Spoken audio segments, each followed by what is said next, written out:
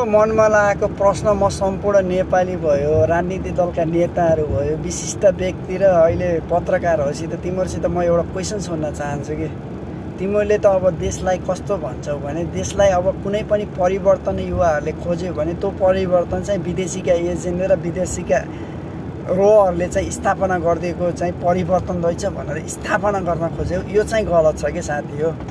तिमीहरूको कारणले अन्तर्राष्ट्रिय रूपमा चाहिँ नेपालको कति भाँति बदनाम भएछ त्यो तिमीहरूले बुझेको छौ।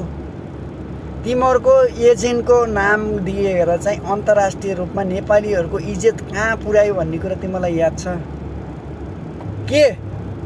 तराईमा बस्ने हाम्रा सम्पूर्ण नेपाली दाजुभाइहरू विदेश इन्डियाबाट छोडिएका एजेन्टहरू हुन् के?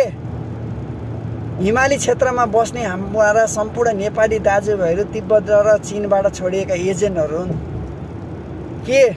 23 र 24 गते परिवर्तनको आन्दोलनको क्रममा ज्यान गुमाउने र घाइते युवाहरू चाहिँ ती विदेशीका एजेन्टहरू हुन् के? हामीले एउटा कुरो यति प्रष्ट रूपमा छातीमा हात राखेर भन्न सकिन्न देशमा कुनै पनि परिवर्तनहरू चाहिँ विदेशीका एजेन्टले होइन, हामी नेपाली जनता र नेपाली युवाहरू मिलेर गरिएको परिवर्तन हो भनेर हामी भन्न सक्ने हिम्मत र हैसियतका छैनौँ। अब नेपालमा तिमीहरूले के सिर्जना गरिरहेछौ भने साथी, अब त नेपालीहरू आमाको कोखबाट जन्मिने बित्तिकै विदेशीको एजेन्टको ट्याग लिएर जन्मे जस्तो अब नेपालमा भाष्य सिर्जना गर्यौ कि।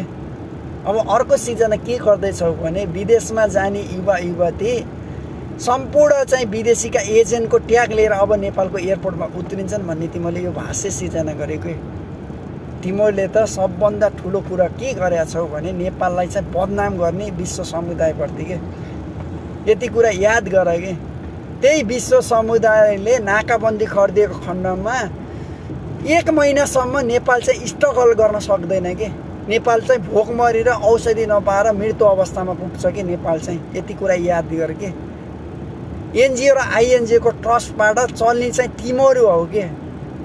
एउटा कुरा याद गर के, आइएनजिओको र एनजिओको ट्रस्टबाट बाइबल किताबहरू बाँड्दै हिँड्ने तिम्रो राजनीतिक दलका नेता हो, न कि नेपाली जनताहरू हुन् के। तिमीहरूले चाहिँ नेपाली जनताहरूलाई विदेशीको एजेन्टको ट्याग दिएर आफूले गरेको गल्तीबाट ढाकछोप गर्ने कोसिस नगर, चाहे त्यो पत्रकार होस्, चाहे राजनीतिक दलको नेता होस्, चाहे विशिष्ट व्यक्ति होस् के। जति गरिस् के। अबदेखि कुनै पनि देशमा परिवर्तनको आन्दोलन हुन्छ भने छातीमा हात राखेर भन्, हाम्रो देशलाई उन्नति र प्रगति गर्नको लागि देशका जनता र युवा मिलेर हामीहरूले गरेको परिवर्तन हो, न कि विदेशी हस्तक्षेपले गरेको परिवर्तन हो भनेर भन्ने हिम्मत गर के। अब